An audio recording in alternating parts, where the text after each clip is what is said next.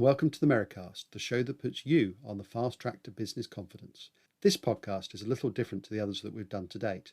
So far, we've interviewed entrepreneurs who set up their own businesses. But what if you're an intrapreneur, someone who is entrepreneurial but working within somebody else's business?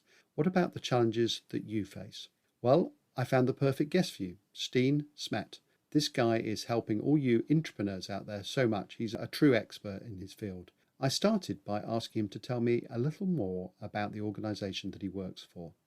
The Academy for Corporate Entrepreneurship is an organization that exists for a little over 6 years right now, as with the ambition to develop entrepreneurial talent within organizations to validate and successfully launch new ideas.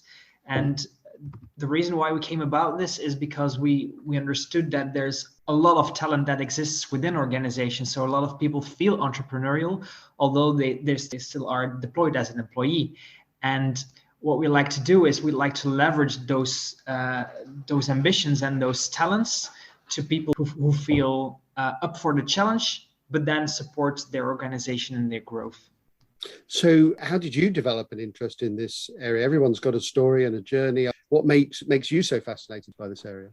Well, I think over the past 10 years of being a consultant in the innovation space, I've learned that there's a lot of interest of people who just don't want to offload any task anymore to a consulting agency, but they want to co-develop it, not because they're just curious, but also because they're very passionate about a specific topic. And for me, as a consultant, it makes way more sense to leverage the know-how, the in-depth domain knowledge of an employee that feels up for co-developing something together with me. And I feel very confident in being that process consultant, that guide that can help them in a step-by-step process, but let them be the shining star in their own organization to make sure that an innovation or an idea gets somehow matured into a launched and executed idea.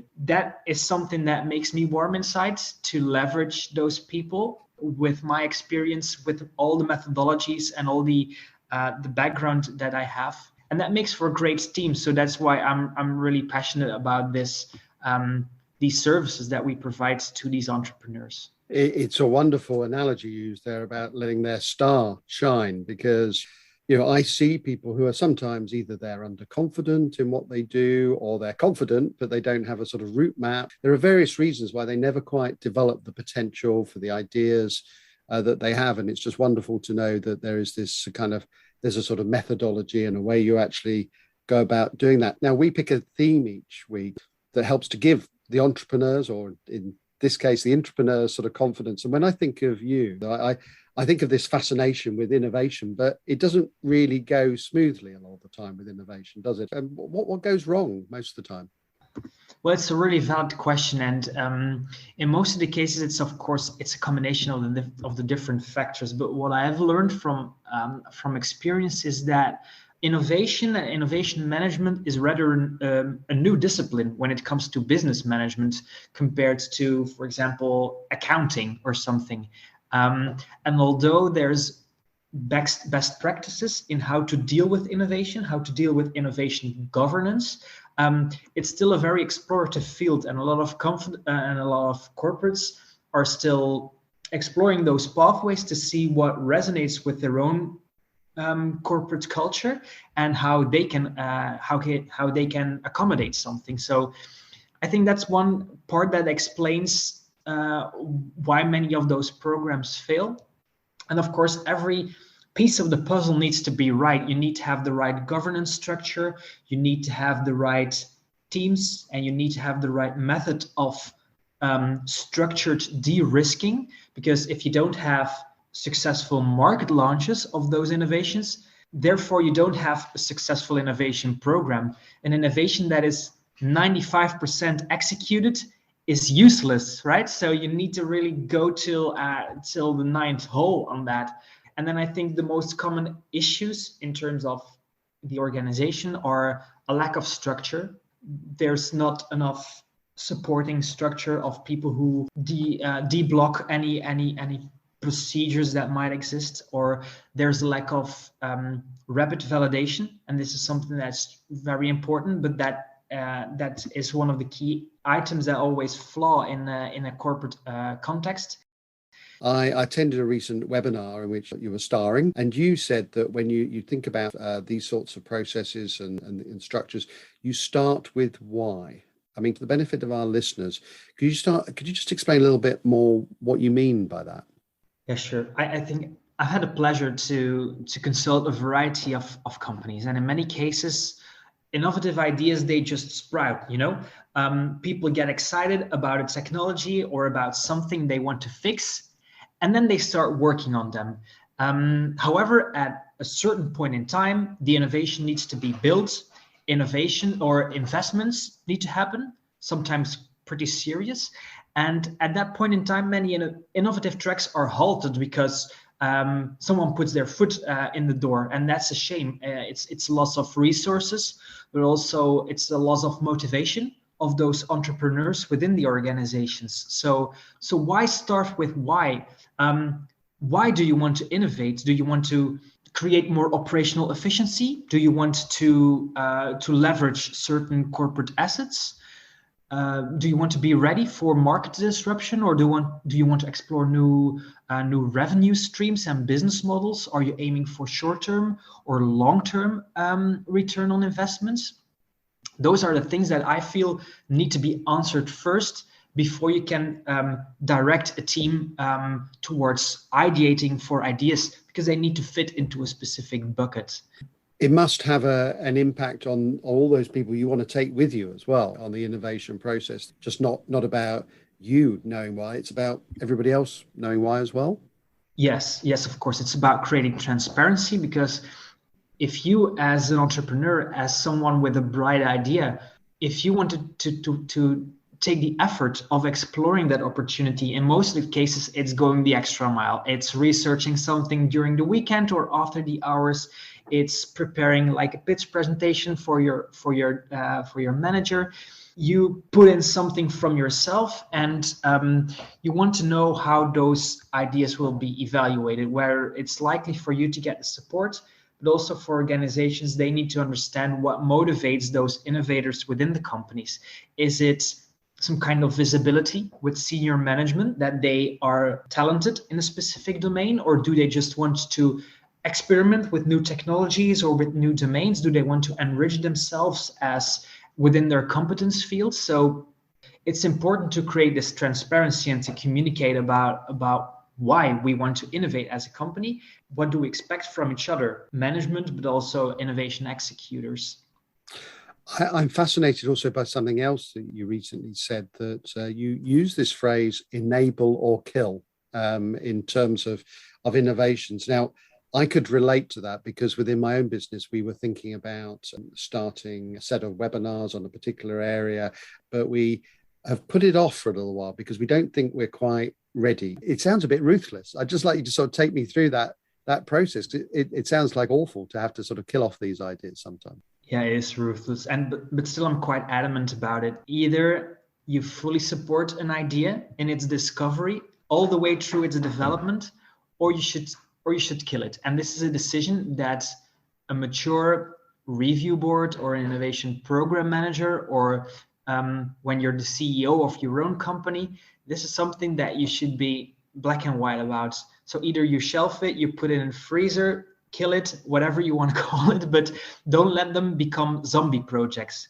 because they will create some kind of sunk cost fallacy where you will say at some point in time, we already put so much effort in this, we cannot stop this anymore, even if we wanted to. And that's a shame, of course, because there's a limited resource, limited amount of time that you can spend on side tracks, on developments that are not within your core tasks. And you need to be really aware about where you're going to put your money or your effort into. And from a portfolio approach, this makes a lot of sense, of course. If you have to place several bets, you need to divest and invest in some other things that you feel are more worthwhile to investigate. Although, of course, I'm a firm believer not to have these kind of assessments in a gut feeling. I really prefer the fact-based decision making. So teams need to find facts on why their innovation or their idea should be pushed forward, should be supported, should be endorsed. And it cannot be an opinion-based discussion. So it should have some kind of validative arguments on why something makes sense. You see, in my world, as an entrepreneur of a small business, although it was agonizing, it's a relatively easy decision to make because there's less people involved and we can turn our attention, we can be quite nimble in deciding, well, we won't do A, we'll go and do B. It must be more difficult, though. How do you do that? How do you sort of tell the CEO that actually his or her sort of pet project is actually just not gonna happen? I never try to get into a frontal confrontation with anyone, because once again, I don't like opinion-based discussions. Whenever there's an ongoing track and they don't have the validative arguments to prove that there's traction for their idea in the market, if they cannot provide those arguments, then I will not support those ideas, and I would advise any superior, any sponsor, also to work with the same mindset, because they can trust based on their expertise and gut feeling. But there's something called the law of market failure, that so many ideas that get introduced into the market, even with highly competent players like Amazon or Google, they launch quite some projects that get killed off even after market launch. So it's super hard to predict whatever idea will resonate in the market, whatever thing that will get actually traction. So even the gut feeling from an experienced person within an organization is in 90% of the times wrong. You need to have the data, and the data can, of course, it could be pre-sales, and that's a really strong validator, of course, of market interest into a specific topic. But there's also like weaker arguments that you could use to prove the potential traction of a specific innovation that could be launched. For example, maybe if I could just give one practical experiment that I'd like to run. In specific contexts, we'd have a really low maturity level for an idea, and we'd provide, for example, a low fidelity prototype. And then we would interview 10 people, for example, and we would predefine how many of those people would need to respond in a positive way. Let's say 3 out of 10. And what is a positive response? For example, that they give us their mobile number or their email address for further contacting whenever we have an update of that one. And that also provides a validation of the interest of the market, but of course on a really tiny scale. But you can imagine that the effort and the resources that we put into 10 interviews with a low fidelity showcase, that's really a really lean experiment to run. And although it provides the information of how a market will respond. So those type of the arguments those are the things that I'd like to advocate for. I mean, it's absolutely fascinating to sort of hear your explanation of it. Can you just tell me more about other bottlenecks to innovation? I know there's probably lots of them. I mean, but they must sort of fall in certain categories, things that stop innovation getting off the ground. And then on a more positive note, what are the signs when you see people innovating and you think, yeah, they've got it. This is gonna get off the ground. I don't know whether it'll succeed or whether it'll fail, but definitely the launch is gonna happen because it's got the right mix of people or the right processes and so on. In many cases, it's really hard to have one team that explores an idea and to maintain that same team to really deliver on the market launch. In most of the cases, there's like a tipping point where you have people who are strong explorers, who are really interested in understanding how customers would respond to a specific challenge or to a specific solution. And those people are, of course, crucial in that first part. But in most of the cases, that same team tries to also deliver on the market launch, and they just like to explore, and they get a bit stuck in their lab, they say, okay, we could tweak this a little bit better and the market will respond even better. And if we can maybe just wait for one more upgrade in terms of software, or let's make it a little bit more user friendly. And that's really like fallacy of those explorers, those people who like to fine tune and understand. You need, in most of the cases, you need different profiles, people who just want to push things forward and learn by implementing.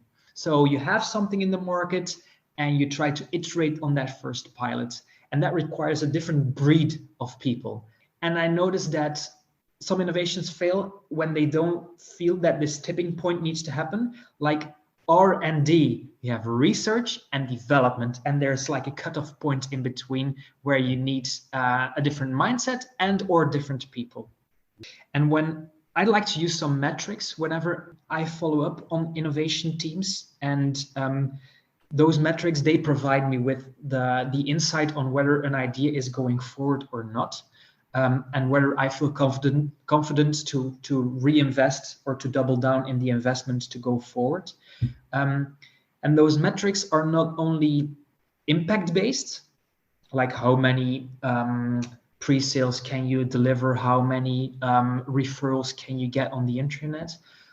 They're also activity-based. So how much customer interviews is this team running? How many iterations of the solution are they proposing to an outside world? Those are activity-based, not really impact-based. And it's the combination of those two type of metrics that help me out to understand whether a team is more likely to succeed or not. As a consultant in this area, do you kind of live that moment where you suddenly see the bright eyes of the team, whether that's at the beginning phase or the end phase, where you just think, yeah, I think they've understood the path ahead, or they're near the end of the path? I mean, that must give you a buzz, basically, in terms of the work that you do. Yeah, truly. It's exciting when you see a team adopting to a specific way of working. Especially, it can be fun, of course, if you feel that you're doing something for the first time.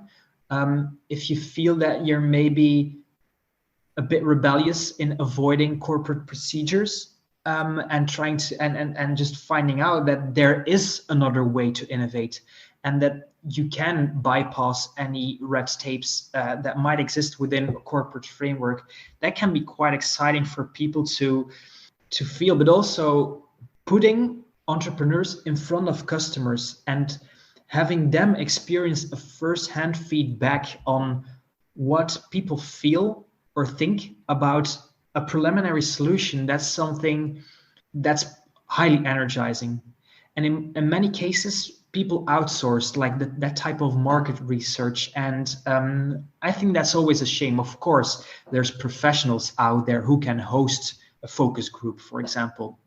But you should be there firsthand to understand and to really feel customer responses. And yeah, that's in most of the cases, I feel that whenever a team is compelled to be there, that's always an energizing moment in time where people say, okay, after that meeting, whether it's 6 or 7 p.m., people still want to think about what could be the next step forward. And then you know that you're dealing with entrepreneurial minds. It just occurred to me as you were talking there that the pandemic has advanced the cause of innovation within businesses. A lot of businesses suddenly faced all sorts of survival challenges in which they had to innovate in a way, and perhaps they managed in the course of that to achieve things that they didn't think were possible. Is there any sign that either that's abating or it's just continuing in a happy way, that people are now believing lots more things are possible for them to do?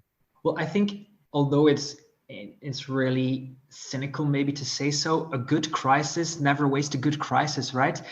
You notice that whenever a company or an industry is under pressure, that is the best way to create more disruptive solutions, thinking outside of the box. That only happens whenever you are having a knife to your throat. And we also noticed that within COVID, a lot more companies came to us with the request for more disruptive ideation, to do something dramatically different compared to how they have been operating.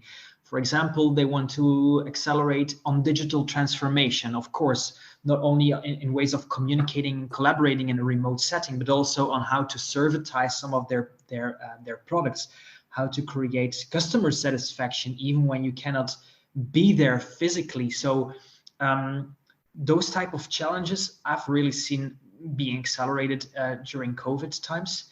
And there's also quite some substantial proof right now. I think there was quite a recent study from Harvard where they noticed that companies, for example, the previous financial crisis in 2008 and 9, when we had the housing crisis, and they followed Fortune 500 companies and they tracked whatever R&D investments they did starting from that point of crisis.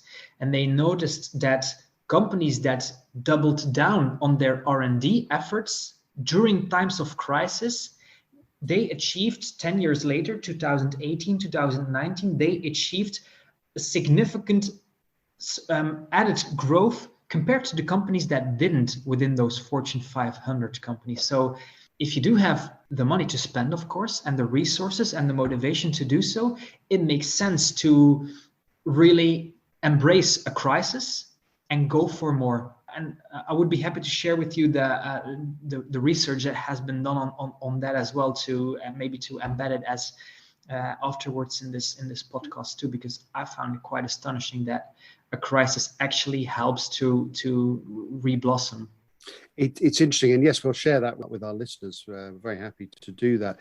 Of course, it depends on the reaction of a leader in that sort of situation. Yes. Are you the leader that doubles down on the R&D, or do you just think, we've got a crisis, we've got to cut back on everything, which is an understandable reaction, even if it's not the right one. It all comes down to a question of DNA in a way, about what's in the psychological makeup of the people leading innovation process. And I noticed that you have an innovation champion DNA test. Mm-hmm. I mean, I just want to understand a bit more about it, because it sort of implies that innovators are born rather than made. Is that the case, or is it not quite as dramatic as that?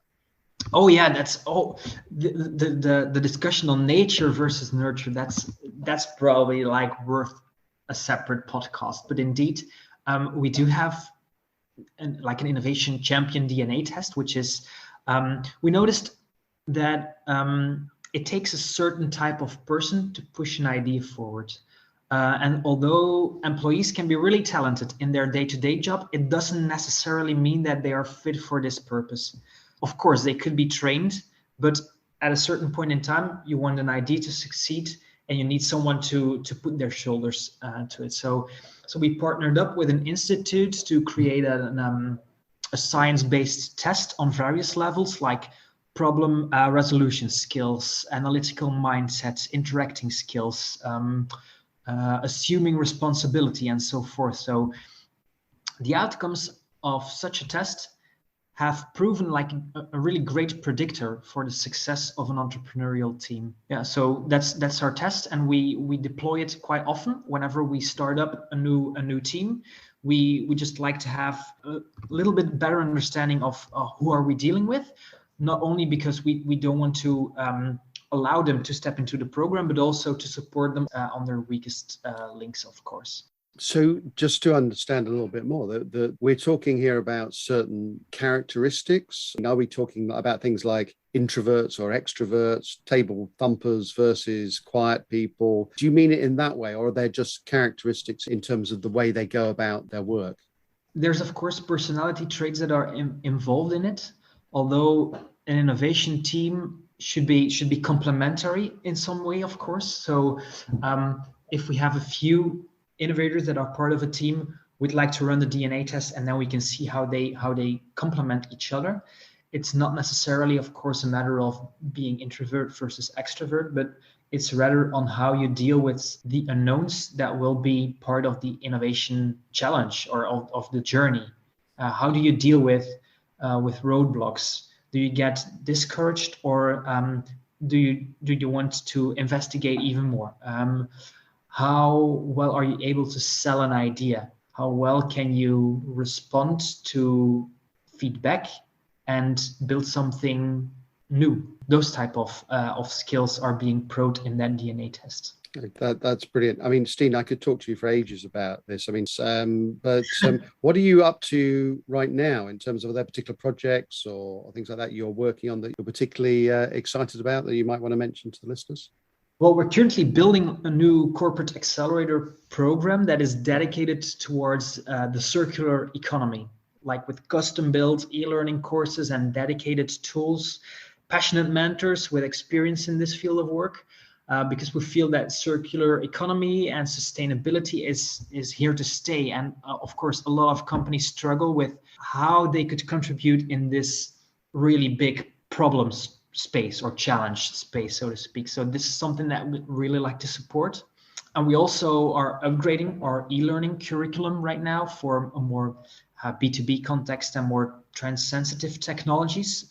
We always want to stay on top of the wave to support entrepreneurs with cutting-edge content, top-level quality from our mentors. I always try to be available as a sounding board for anyone who's interested in this cause, in these type of services. So feel free to really share my Calendly link with your audience, because they can book a virtual coffee with me anytime. I'm always happy to discuss. Okay, and it's great to hear also that you're innovating a lot as well. So you're trying out new things. So you're definitely practicing what you're preaching. So is there any other ways that people can find out more about you? Yeah, sure. We have afce.co as our homepage.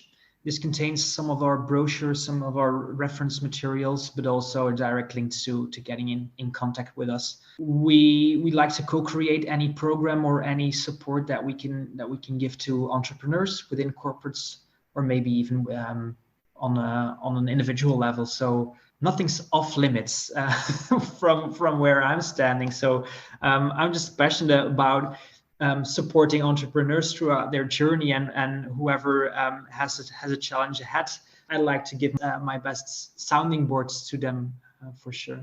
Okay, that's great. It's been wonderful to have you on as a guest. Stijn, thank you so much for taking part in this interview. You're very welcome. Thanks for having me, Trevor. Well, thank you, Stijn. The things I found particularly fascinating were his take on how innovation can flourish within businesses, using facts to make much better decisions, and his thoughts about knowing when to kill off an idea when, in truth, maybe you've set your heart on that idea. There's so much in there, so thank you so much for being a great guest. And thank you for tuning in. If you enjoyed today's episode, we'd love you to subscribe, rate and review through your usual podcast provider. And if you want to find out more about the Merri-Cast or our business Merriborn Media, you can find us on LinkedIn or email me at trevor.meriden@merribornmedia.co.uk. Don't forget to join us for our next episode. And until then, thanks for listening.